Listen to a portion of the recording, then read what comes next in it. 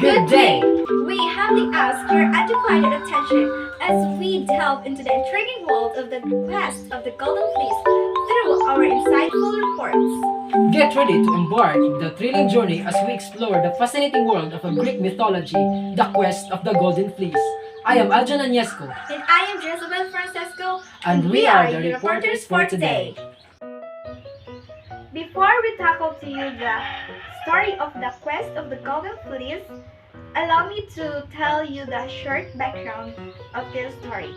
The author of the quest of the Golden Fleece, Apollonius of Rhodes, a Greek poet from about 300 BC. The setting of this story there are a lot of places as an inahitabo ang quest of the Golden Fleece, raised in Locos, Jason's homeland, and the original seat of his father's kingdom. The Argo, the ship that Jason and his crew used to travel to Colchis. Lemnos, the island of the women where the Argonauts stopped on their journey. The Semple Gates, the clashing rocks that the Argo has to pass through. Colchis, the kingdom where the Golden Fleece is kept. So these are the characters of these stories. Jason, prince on the quest for the Golden Fleece. Medea, king's daughter, helps Jason with magic. King Itys, ruthless ruler with the Golden Fleece. Argonauts, Jason's crew of skilled warriors. Peleus, Jason's uncle who usurped the throne of Locos.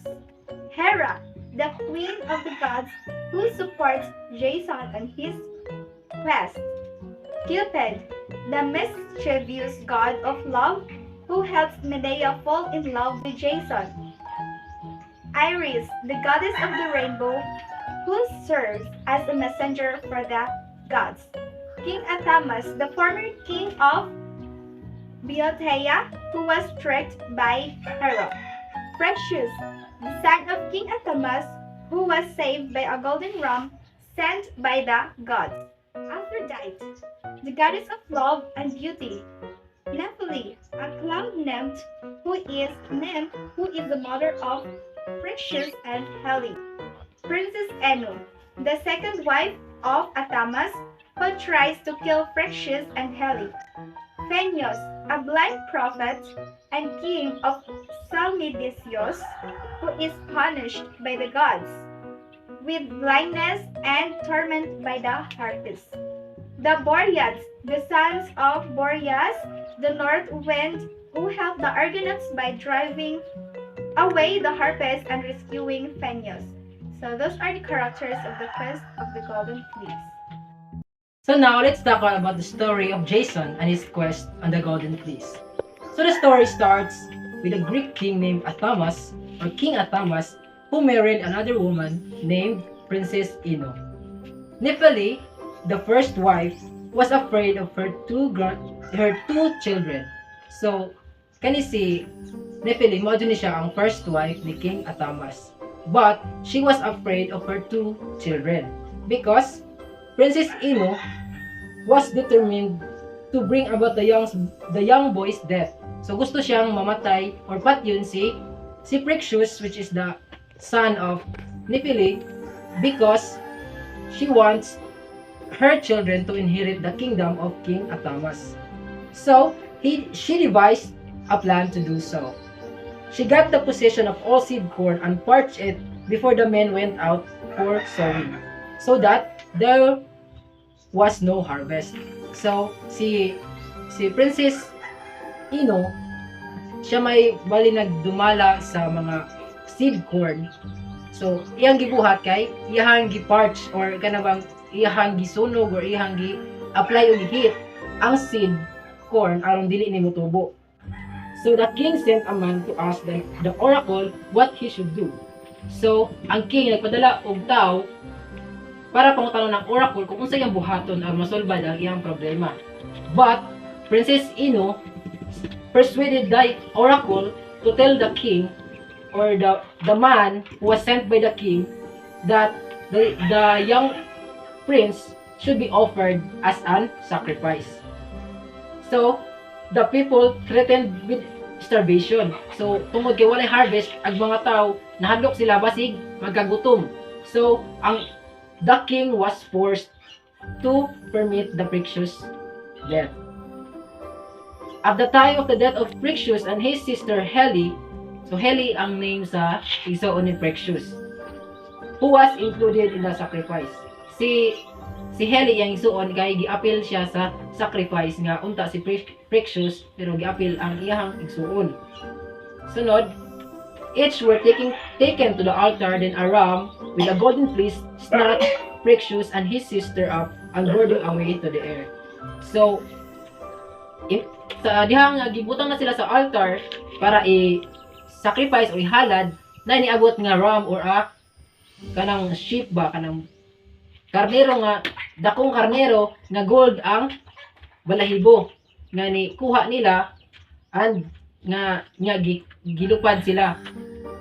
Sunod, Hermes had sent the ram in answer to their mother's prayer. So kato nga ram gisend dito siya ni Hermes, which is the messenger of God, aron luwason si Precious og kanang Precious og si Heli in response sa prayers sa ilang mother.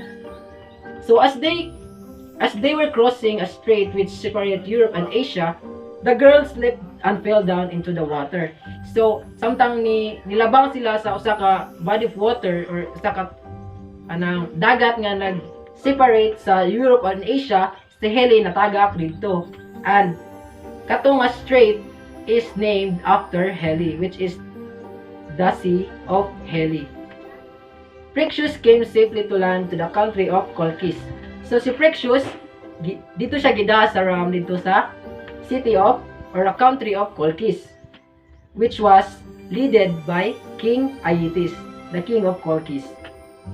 Then he let him marry one of his daughters. So kay si King Aietes maayo man siya sa mga kuan, iyang gipaminyo si Precious sa iyang daughters. Then Precious sacrificed to Zeus the ram that saved him in gratitude of being saved. So ironically, ibis magpasalamat siya sa ram kay mo'y nagluwas nila, mo noon tayo gigamit niya nga sacrifice as gratitude. So pagpasalamat siya ni Zeus, iyan noong gihalad tong nagluwas niya nga ram. And then he gave the precious golden fleece to King Aietes. So iyang gihatag ni King Aietes kay marag thankful man siya ni King Aietes pod kay dito sila sa ilang kingdom, then gipa minyo siya sa iyang anak. But one day, King Aietes learned from an oracle that he would die at the hands of a descendant of Aeolus. So kani si Precious, usa din siya ka-descendant ni Aeolus. So he killed Precious. So mo to nga iyang gipatay kinahadlok siya nga patyon siya ni Precious. Then he nailed the golden fleece to a tree and had guarded it by two fire-breathing bronze hoof bulls and a dragon to prevent anyone from stealing it. So katong fleece ihan ning gibutang sa kahoy, yang gilansang sa kahoy nga gigardan og usa ka bull nga muginhawa og kayo, two fire-breathing bronze hoof bulls and a dragon. So wala joy makakawat. So in the other part of Greece, Precious had an uncle, King Aison, the king of Iolcos, but had his kingdom taken away from him by his nephew Pelias. So kani si King Aison, kuan siya kana isa ka king nga gikawatan or giilog ang iyang kingdom sa iyang nephew nga si Pelias, and he has a young son named Jason. So naman siya anak nga usa si Jason to keep him safe. He had sent him secretly away to a place. So iyang gi-send sa layo nga lugar si Jason aron dili siya mapatay og apil ni Pelias. Then the usurper Pelias had been told by an oracle that he would die at the hands of a kinsman, that he should beware of anyone who he saw shod with only a single sandal. So ang oracle giingnan siya sa si Pelias giingnan siya sa oracle nga he would die at the hands of a kinsman. So, mamatay kuno siya sa hand of kanang ilaharasang relatives nga magbantay kuno siya nga magsuot ra og usa ka sinilas or usa ka sandal. So, when Jason had grown up, he came boldly back to claim the kingdom from his wicked cousin. So, pagkadako na ni Jason, ibalik dayon siya sa gingharian nila aron i-claim ang ilahang kingdom. And then, while Jason is on his way, he saw an old woman asking for help to cross the river. But the old woman turned out to be Hera, the queen of gods, who disguised as an old woman to test if he is worthy to help her in defeating Pelias. So, sometimes Jason naglakaw pa dong sa iyang kingdom, nakita siya og tiguwa nga babae nga nagpatabang niya patabok sa river. So, he had no idea nga si Hera da ito. Nga gitest siya kung worthy ba kuno siya nga mahimong kaalyado or kaalyado ni Hera to defeat Pelias. Ay kay ni si Hera kay na siya kasuko jud ni Pelias. So, let me tell you the story why Hera was angry of Pelias. So, the mother of Pelias was raised by an abusive stepmother whose name is Sidero. So, Sidero kay gusto man nilang Pelias and his brother to get revenge kay abusive kayo si Sidero. So, ila ang tangpat yun. So, samtang ilan ang tangpat yun si Sidero get away from them. So nakataka si Sidero and she hid in the temple of Hera. But Pelias iya gyapon gigukod si Sidero and killed her inside the temple of Hera. That's why Hera is angry. So nasuko si Hera niya. So mao na nga she wants to crush Pelias. So, while carrying her across the river, so samtang gialsa ni Jason si Hera, he lost his sandal and arrived at court wearing only one sandal. So, mo itong hinungdan nga pagtabang niya ni Hera ang iyang sandal nga usa nahabilin nito sa river. And mo to nga pag-adto niya sa kingdom ni Pelias, usa na lang kasandal ang iyang gisuob. So, pag-abot niya dito, no one knew him. But Pelias came in hot haste. So, kadali-dali gid si Pelias ug adto kay when he saw the single sandal Jason was wearing. Kadali-dali siya adto kay nakita siya ni Jason nga usa ra ka sandal ang gisuot niya, mo'y giingon sa oracle niya nga mao kunoy mupatay niya. Pelias said that he would give him that kingdom or mo to nga si naibuan niya nga si Jason da itong kuan nga ihang ig-agaw nga the rightful nga may mumana sa gingharian. Then Pelias said he would give him the kingdom, but he must bring back the golden fleece first and thus bring back the precious spirit to his homeland. So iyang ikuan si Jason nga iyang ihatag ang kingdom if Jason will bring back the golden fleece. Kuno iya ko nang ipakuha ang golden fleece adto sa Colchis. Aron kuno ibabalik kuno sa homeland ni Precious which is ilahang nga kingdom. So kani nga quest is kanang para ni Pelias is impossible to accomplish. So ang iya jung plano ani is to kill Jason, to get rid of Jason. So mo to nga iyang gikuan siya og quest nga impossible. But Jason agreed and the young man of Greece joyfully met the challenge. So si Jason ni agree unya nanguban niya ang mga young man sa Greece, which includes Hercules, the greatest of all heroes, Orpheus, Castor with his brother Pollux, the Achilles' father Peleus, and many others. So it was Hera who kindled in each one the desire to accompany Jason in his voyage. So Mo tong nanguban day sila tungod ni Hera nga kikuan sila og desire kuno aron naay kauban si Jason sa iyang quest. They set sail in the ship Argo and they were called the Argonauts. So ang ilang gisakyan ay ang nga nato nga ship is Argo and ang magsakay ato mo gitawag sila Argonauts. So they put in first at Lemnos, a strange island where only women lived.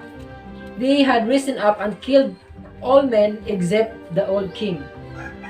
But so ni hunong sila at una sa Lemnos nga gingharian sa puro ra mga women o mga baira kay na ilang gibang patay ang mga lalaki sa ilahang kingdom except sa ilahang king.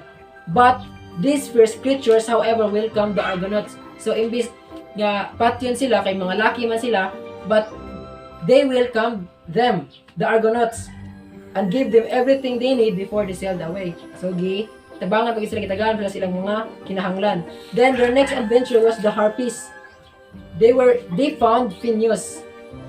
So ila nakitaan si Phineus, a prophet that was punished by Zeus. So kani si Phineus giparusahan ni siya ni Zeus that whenever he was about to die, kung padaw siya mukaon, the Harpies swooped down and defiled the food.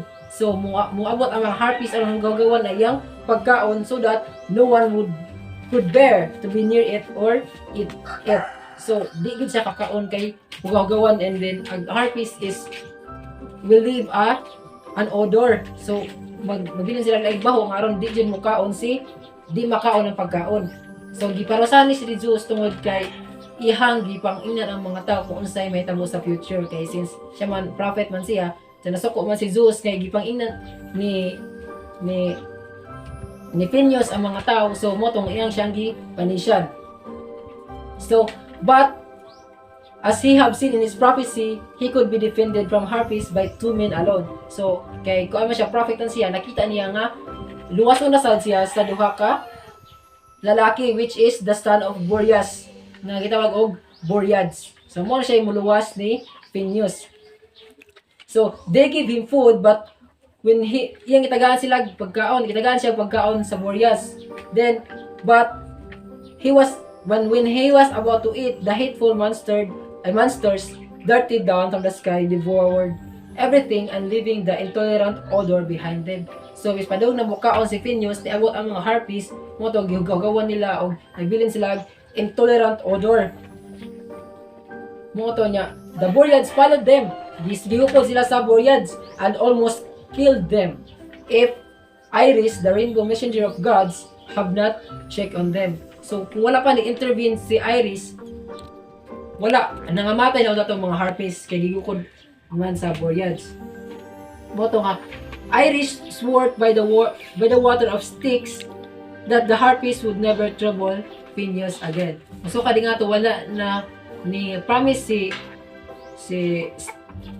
Iris nga dili na magsamok ni Phineus ang mga Harpies.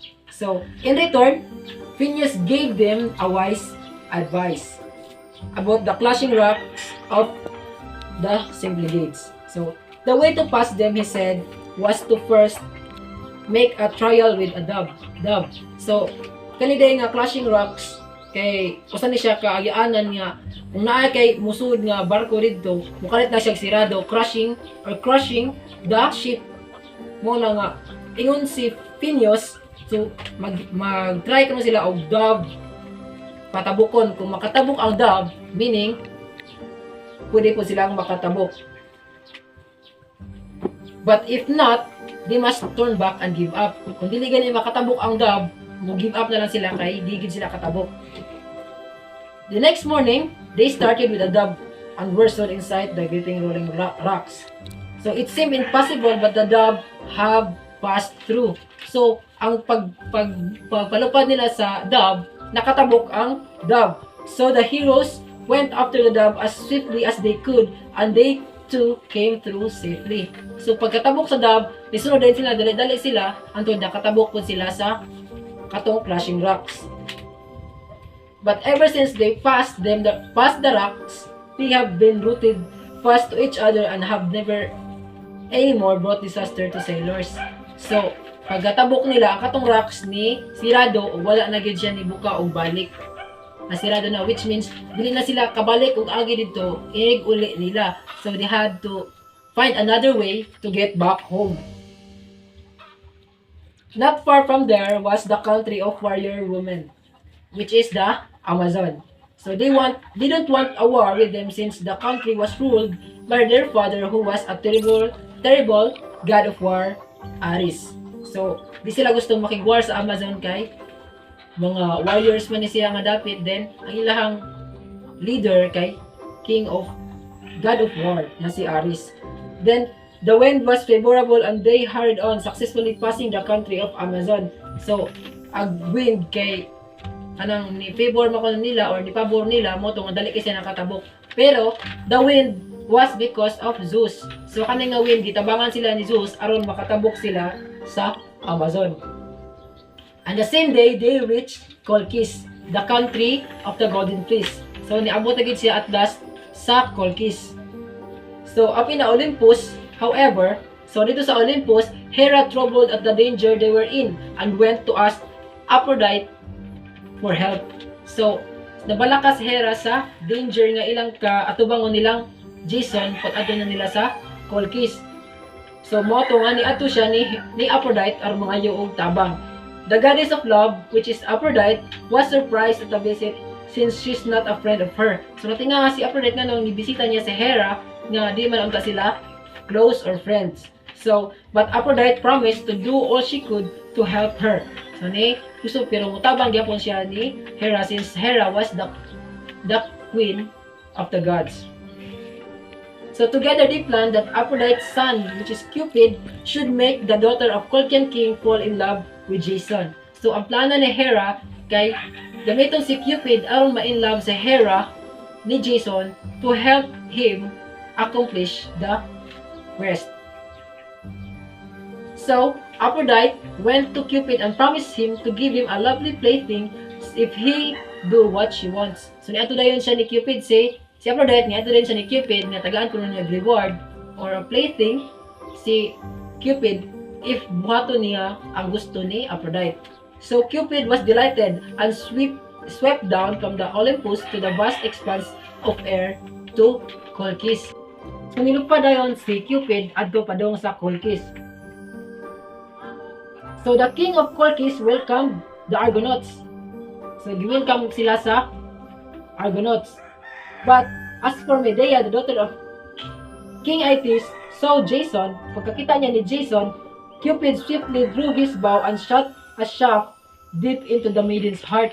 So, pagkakita ni Medea ni Jason, gipada dayon siya ni Cupid, and that time, na in love si Medea ni Jason. It burned there like a flame, and her soul melted with sweet pain, and her face becomes red. So, pagka pana ni Cupid, grabe na in love dayon si Medea ng blush. Kasi tungod sa grabe ibuga din niya ni Jason. After the hero's bath and refreshed, so pagkakita ni Medea ni Jason, gipana dayon siya ni Cupid. Moto nga si Medea na in love ni Cupid. So her soul was melted with sweet pain and her face becomes red. So grabe, na in love jud kayo si Medea, naog ng blush siya pagkakita niya ni Jason. After the hero's bath and refreshed, King Aeetes asked them for how they were and why they had come. So after the bath and refreshed, before sila gi-ask ni King Aeetes, kay as tradition sa mga Greek, dili sa nila i-ask ang ilang mga bisita before ila sang atimanundaan before sila mo-ask of anything. Kay if they do, nahimo na isa na siya ka disrespectful action sa ilaha nga tradition. So mo to si King Aeetes ni ask na nila og how they were and why they had come. So Jason answered nga sila daw ang mga Jason answered that they were all men of noblest birth, sons or grandsons of the gods who had sailed from Greece in the hope that he would give them the golden fleece in return for whatever service he would ask for them. So, niya ako na sila gikan pa sa Greece.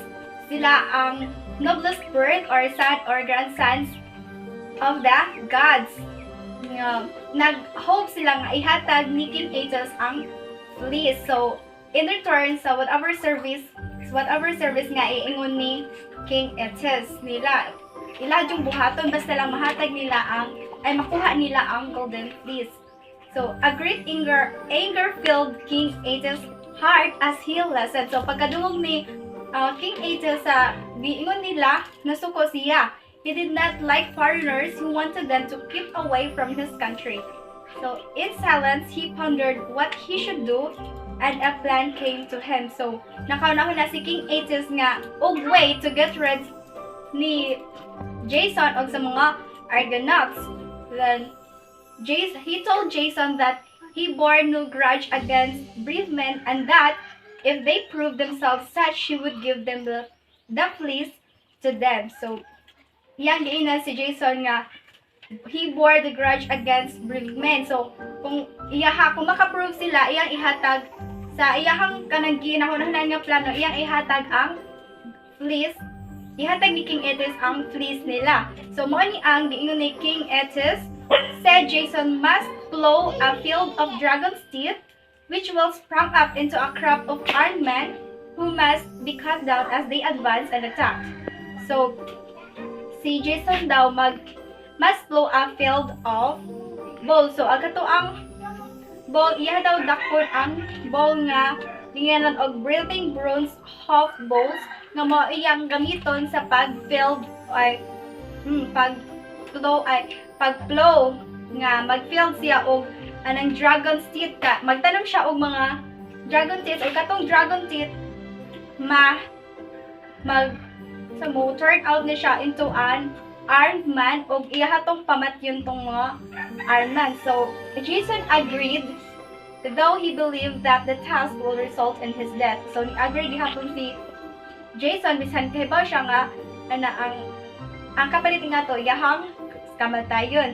Thanks to Cupid's bow, however, Medea gave Jason a magical potion that gave him invincibility for one day. So, thanks to Cupid daw kay tungod sa katong Cupid's bow na full in love si Medea. Now, si Medea, yang gihatagan kay na in love naman si Medea ni Jason, mo ta yung gihatagan og magical potion that kanang gave him invisible for one day. So, she also told him to throw a rock into the middle of the army because it will lead the armed men to kill each other. So, iyang gitudloan si Medea kung unsaon niya pag overcoming ato nga task. So, gitudloan siya nga ilabog daw ang bato sa tunga sa mga armed men karon nga katong mga armed men mag-unay sila og pinatyanay. So, the next day, Jason proved victorious. So, nahimod yun nga nagmadaogon si Jason tungkol sa tabang ni Medea, gitabangan siya tungkol na itong magical potion, gitudloan siya unsaon pod pag patay itong mga armed men. So, the treacherous king will not give him the place. However, he plans to kill Jason. So, katong treacherous king, si King Aegeus manino, nga wala siya, kaya di mo siya ganahan nga makuha tong ilahang atong fleece, kay mauman to ang treasure sa ilang kingdom.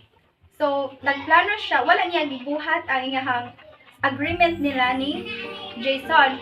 However, iyan noong nagplano siya nga iyang patyon si Jason.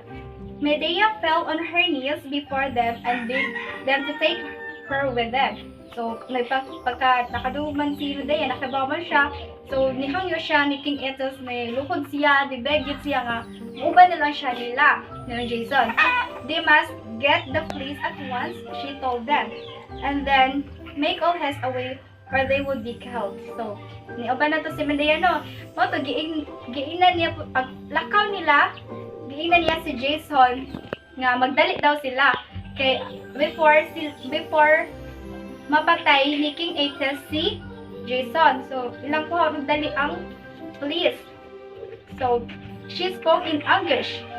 But Jason rejoiced and raised her gently and embraced her, and promised her she would be his own wedded wife when once they were back in Greece. So, iyahang gisultihan sa gisultihan niya si Jason. So, nabalaka siya sa pag-ingon ni Jason sa akong sa pag-ingon ni Jason. But si Jason, nalipay siya o iyahang gi-raise si Medea. Unya, di promise niya nga, himuon niya si Medea nga iyang wife, inigbalik niya sa Greece. Then taking her on board, they went where she directed and reached the sacred grove where the fleece hung. So, take on board ni, yan ipasakay si Medea o niadto na sila sa sacred grove where ang fleece nakahang on. So, the guardian's serpent was very terrible, but Medea approached it fearlessly. She sang a sweet magical song and charmed it to sleep.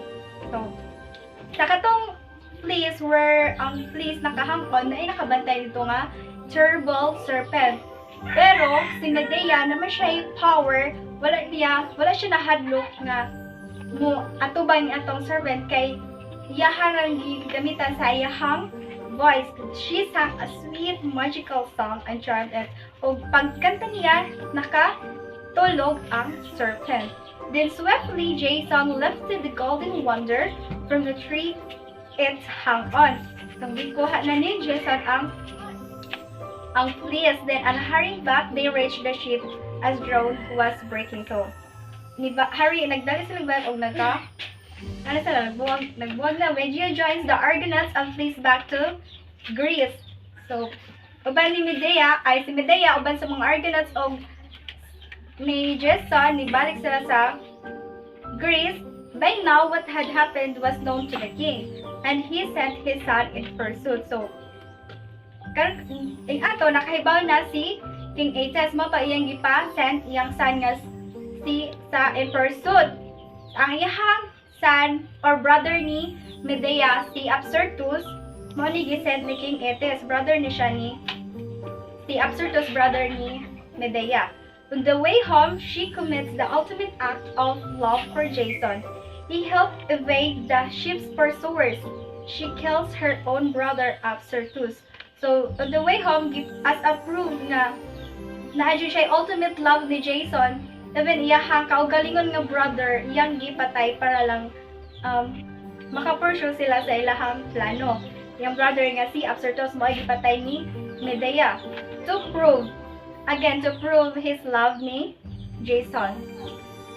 With its leader dead, the army scattered in disorder, and the way to the sea lay open to the heroes. So mo to nga wala naman sila leader, mo nga nagkatibulaag ang mga army og nakalabang silang Jason.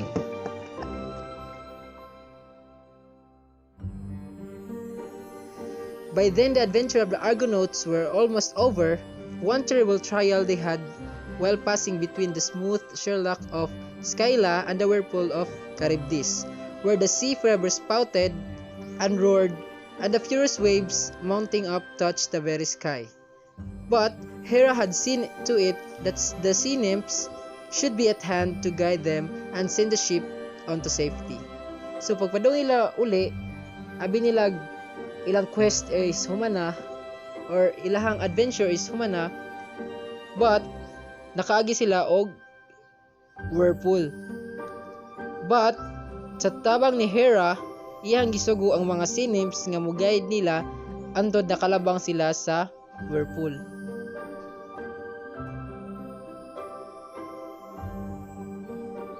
Next came the Crete, where they would have landed but for Medea. So niabot sila sa Crete, mao ni ang homeland ni Zeus. She told them that Talos lived there, the last man left of the ancient bronze race, a creature made of all bronze except when and cold where alone he was vulnerable. So si Talos gisugod ni siya ni Zeus nga mo'y magbantay dito. The last man nga left during the bronze race. So ang kaniyang weakness, ang iyang uncle man ang vulnerable niya. Even as she spoke, he appeared terrible to behold, and threatened to crush the ship with the rocks if they drew near. So, nearer. Di, turdan sila ni Talos nga kung doon sila, kuan yun sila, musong, so, kuan yun ang ilang gisakyan, i-crush ni Talos. The drift powers of they rested on their oars. So, mato, napahulay sila, nihunong sila o kanaang bugtay. And Medea nearly prayed to the hounds of Hades to come and destroy him. So, nag-ampo si Medea, niluhod si Medea, nag-ampo siya nga, tabangan sila ni Hades nga, i-destroy si Talos. Then the great powers of evil heard her. So, gidungog ni Hades ang pag-ampo ni Medea. As the brunsman lifted a pointed crag to hurl it at the cargo, he grazed his ankle. And the bruise rushed forth until he sank and died. So, gi-alsa ni Talos ang talinit kayong nga bato niya sa pag-arsa niya ang iyang ankle na nagnaay blood o mootoy until na matay siya. Agmaoy nakaangin sa iyang pagkamatay kato iyang ankle nga na nasamad. Oh, maoto. Then, upon reaching Greece, they disbanded. So, nag-walk na sila, each hero going their home. And Jason with Medea took the golden fleece to Peleus. So, Jason ug si Medea, ilang, di kuha ang golden fleece o ilang yatag ni Peleus. But they found out that terrible deed really had been done there. So, ilang na-found out ang mga di maayo nga buhat ni Peleus dito. Peleus had forced Jason's father to kill himself and his mother had died of grief. At si Peleus di ay mo'y nagsugo sa father ni Jason na magpatay sa iyang kaugalingon. Killed himself and then mo'y nakaangin sa iyang mama sa kamatayon tungod sa kaguol sa pagkamatay sa iyang papa. Then, Jason bent upon punishing this wickedness, turned to Medea for the help, which had never failed him. So, Jason, yahang gipanisyan si Peleus and sa katayang gibuhat sa iyang father o mother niya. Turn nangay siya help ni Medea o wala pag siya gi-fail ni Medea. Gitabangan pa siya ni Medea. Medea never failed him. So she brought about the death of Peleus by a cunning trick to his daughters. She said that she knew a secret how to make the old young again, and to prove her words, she cut up before them a ram. Moment out from the water sprang a lamb and ran frisking away. So si Jason, iyang gipanishan si Peleus sa mga wickedness nga iyang mabuhat sa iyang mother o father. Then, ang pinaagi sa gitrick niya ang daughters ni Peleus sa pagpatuo nga ay ilang father mabalik o pagka-young.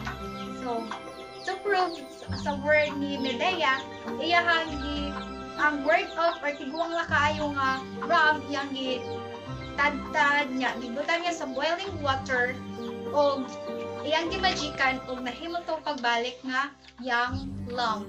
So bas asking na kayo ug na kayo nga lamb. So ngato, then the maidens were convinced.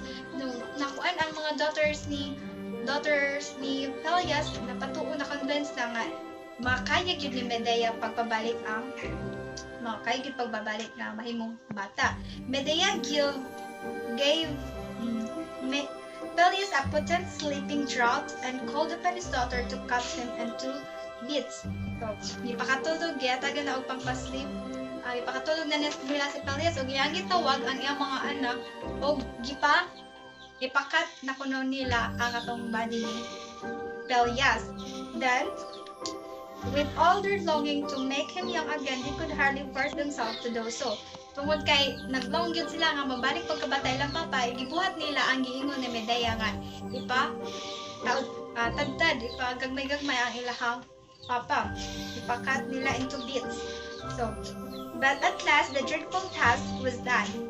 The pieces in the water. So, nabuhat na to nila og ilang gibutang ito sa boiling water, and they locked to Medea to speak the magic words that would bring him back to them and to his youth. So, ilang gipangita si Medea kay ipa-magica no kuno aron nga ang ilang papa mabalik na pagka bata as ayang mahimo ng youth. But she was gone from the palace and from the city. So sa pagpangita nila ni Medea, wala na nila nakitaan si Medea wala na nakitaan dito sa ilang city. And then kay si Medea man ang naghatag og kanang way nga mapatay nila si Pelias kay si Jason na ngayon to help ni Medea nga mabaw sa mapanisyan lagi nila si Pelias tungod sa gibuhat sa iyang mga papa. Moto gitabangan ni Medea, so trick ra to aron lang mapatay si Pelias. And horrified, they realized that they were their father's murderers. So agad ang mga daughters ni Pelias naka-realize sila nga sila ra puday nakaangin nga namatay ang ilang papa tungod lagi sa na-trick sila sa gibuhat ni Medea. Jason was revenged and the Indian. So, naka-conjure si Jason na revenge din niya. They came to Corinth after Pelias' death. So, si Jason o si Medea, niyato na sila sa Corinth after Pelias' death. 2 sons were born to them. And then Jason showed the meanness that was in him. So, pag-adto na nila sa Corinth, nakita na ang tinuod na batasan ni Jason, ang bad side niya nga gitapig-tapigan. Brilliant hero though he had seemed to be, bisan sa iyang pagka nakita sa mga tao nga brilliant hero siya. He engaged himself to marry the daughter of the king of Corinth. So nag-engage siya nga dito siya ang daughter sa king sa Corinth, iyahang aminuan daw. Iyahang baji na iyahang babae. Medea threatens the princess' life. So, sa pagkahibaw ni Medea nga, gibuhat ni Jason na suko siya yang threatens ang life sa princess. The king exiles Medea and her sons. So, sa pagkaibaw sa king, iyahang ipalabay ato sa gawas si Medea ug iyang mga daughters ay iyang sons. And Jason scolded her for her jealousy. So, scolds her. So, nasukot po siya ni Jason. Nagtuuning ato, gitalikdan man si kanaang biyaan naman si Medea na ato naman siya na naminyo ay biyaan naman si Medea ni Jason ug dili na siya ni Medea. Ato na siya sa katayahang ganahan nga babae nga anak sa king sa Corinth. Then, infuriated by the unsympathetic Jason, Medea enacts a terrible revenge, sending her 2 sons with a beautiful magic robe as a gift for Jason's new bride.